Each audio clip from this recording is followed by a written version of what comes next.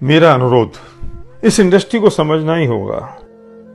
हर business का अपना एक बेसिक ढांचा होता है, एक डीएनए होता है, एक अलग जीन्स होते हैं, कुछ फंडामेंटल्स होते हैं जिससे अगर नहीं समझा तो आप इतनी बड़ी गलती कर सकते हैं जिसे संभवतः भगवान भी माफ ना करे। डायरेक्ट सेलिंग बिजनेस ना तो प्रोडक्ट्स का बिजनेस है, ना ही किसी सेल्स एंड मार्केटिंग प्लान का। ये सिर्फ और सिर्फ लोगों का बिजनेस है।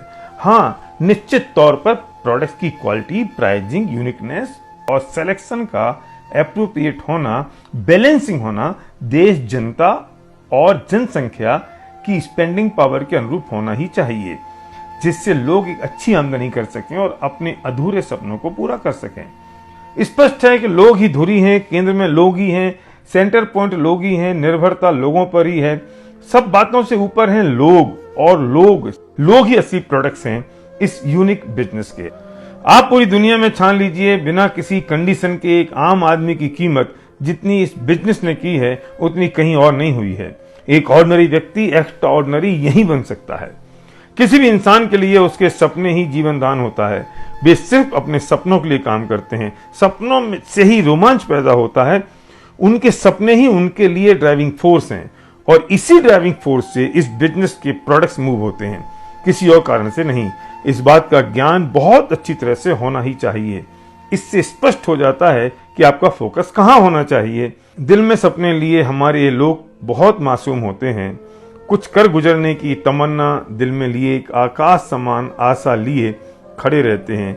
ये किसी राजनीतिक दल की नारेबाजी करने वाली भीड़ नहीं है। जो सही डायरेक्ट सेलिंग कंपनी शुरू करते हैं उनका दिल भी लोगों पर फिदा होना चाहिए। वे उन पर मर मिटें। उनके लिए दो प्रोडक्ट्स हैं, एक चेतन और एक अचेतन। चेतन प्रोडक्ट्स के कारण ही अचेतन प्रोडक्ट्स मूव होते हैं, इसलिए चेतन प्रोडक्ट्स उनके लिए सर्वोपरि होना ही चाहिए।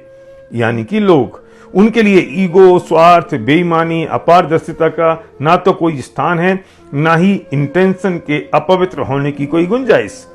उनके लिए ये कोई सामान्य ट्रेडिशनल बिजनेस नहीं होना चाहिए, क्योंकि ये लोगों के सपनों से जुड़ा मामला है। इसलिए ये दुनिया का सबसे अलग मॉडल है। ये लोगों की जिंदगियों का मामला है।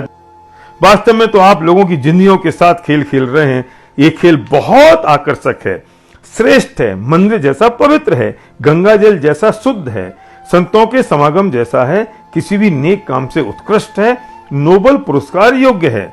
ध्यान रखना होगा, अगर आप डायरेक्ट सेलिंग बिजनेस में आ गए हैं तो आपको अपने आप में उच्चतम पवित्रता उत्पन्न करनी होगी। मन शुद्ध, वाणी शुद्ध, वचन शुद्ध रखना ही होगा।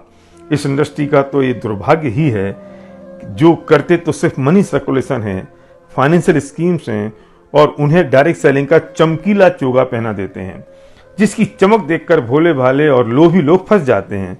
और न जाने कब वे कंपनियां रातों रात इस भूमंडल में दफन हो जाती हैं, और वे फिर थोड़े दिन बाद एक और नया चोगा पहनकर वापस प्रकट हो जाती हैं। मैं लोगों से अपील करना चाहता हूं कि इस तरह के लोभ में फंसकर अपने भविष्य और अपने परिवार के भविष्य के साथ खिलवाड़ ना करें। दुनिया में इजी मनी जैसी कोई चीज नहीं होती दोस्त।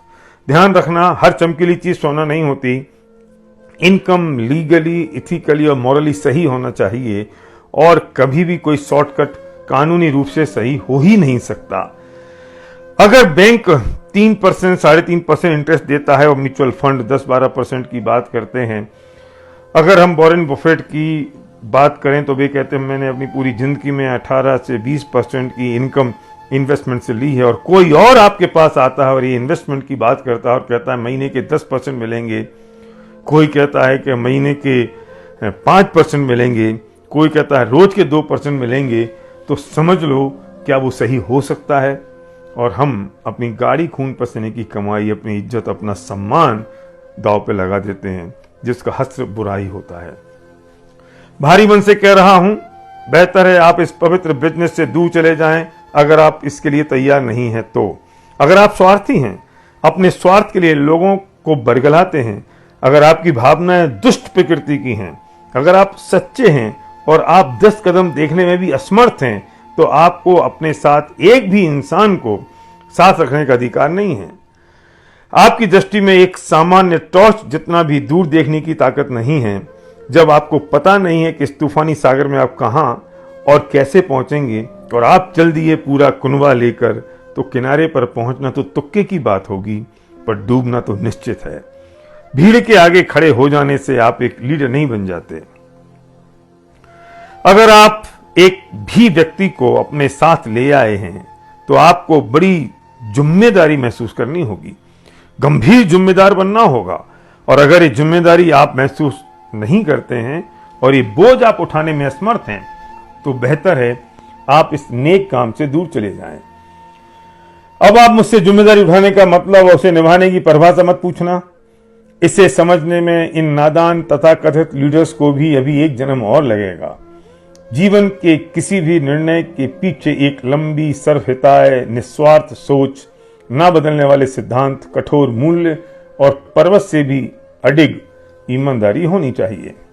अगर आप अपने आप में आमूलचूल परिवर्तन करने को तैयार नहीं हैं, तो बेहतर है आप इससे दूरी ही बना लें। आपको निश्चित रूप से अपने आप में, अपनी सोच में, व्यवहार में परिवर्तन लाना ही होगा।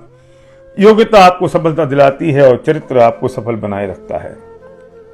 लीडरशिप ड्रिवन एजुकेशन सिस्टम इस बिजनेस में ऑक्सीजन की तरह होता है, जो दिखाई तो नहीं देता है, पर उसके बिना पल भर भी जीवन दूभर हो जाता है। ऑक्सीजन की कीमत तब पता चलती है जब वो मिलती नहीं है। हमारे लोग भी ये समझने में और निर्णय लेने में बहुत नादान होते हैं कि किसकी मीठी बातें पर कड़वी राह है, कि उलझाने वाली बातों में आना है और किसके साथ चलना है। ध्यान रखना, ये जिंदगी का खेल है और ये सिर्फ अपनी जिंदगी का खेल नहीं है दोस्त, हजारों लाखों की जिंदगियों का खेल है। और ये खेल बार बार खेलने को नहीं मिलता है। जिस नाव में हम बैठ रहे हैं जरा देख तो लो, उसमें कहीं छेद तो नहीं है। जिस गाड़ी में आप बैठ रहे हैं जरा देख तो लो, उसके इंजन की टेस्टिंग भी हुई है या नहीं। जिस रथ में आप बैठने जा रहे हैं जरा देख तो लो, उसका सारथी कौन है, कैसा है। मामला लाखों जिंदगियों का है जिनने आप पर अपने से भी ज्यादा भरोसा किया है। जरा अपनी गिरेबान में झांक कर देखना, कहीं हम अपनी असफलता का ठीकरा किसी और पर तो नहीं फोड़ रहे हैं और मासूम बनकर लोगों के सामने घड़ियाली आंसुओं के साथ बतिया रहे हैं।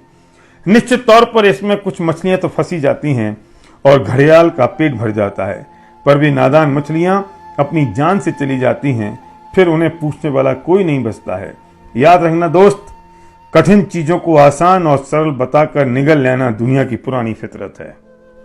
दुर्भाग्य है कि कमजोर व्यक्ति ना तो अपने को कमजोर समझता है और ना बेईमान अपने आप को बेईमान समझता है, ना बदमाश अपने आप को बदमाश समझता है, ना स्वार्थी अपने आप को स्वार्थी और ना मूर्ख अपने आप को मूर्ख समझता है। सब अपने आप को अच्छा, समझदार और सही ही समझते हैं और उसी के अनुसार अपने फेवर में तर्क ढूंढ लेते हैं, जिसे हम अपना अपना विनिंग फॉर्मूला कहते हैं, और उसी अपनी बनी बनाई खोल में वो लोग जीते रहते हैं। रावण ने सीता का अपहरण किया तो वो उसे भी सही ही साबित करता रहा और दुर्योधन द्रौपदी के चीरहरण को। ये तो राम ने और श्री कृष्ण ने साबित किया कि सही क्या था और गलत क्या। इसके सही गलत का निर्णय तो वक्त ही बताता है और जब पता चलता है तब तक हाथ कुछ नहीं रहता है। ध्यान रखना, जिंदगी बहुत बड़ी नहीं होती है। अपने आप को धोखा मत देना भाई। जितने लोग इस खेल के मैदान में हैं उन्हें समझ लेना चाहिए, निश्चित रूप से ये खेल जो लोग इसके फंडामेंटल रूल्स के साथ काम करते हैं उनकी जिंदगियों में आमूलचूल परिवर्तन कर देता है। जो लोग कुछ नहीं करते हैं वे बिल्कुल वैसे ही रहते हैं जैसे थे। ना तो कुछ बिगड़ना है ना कुछ सुधरना है। जब कुछ किया ही नहीं तो कुछ होना भी नहीं है।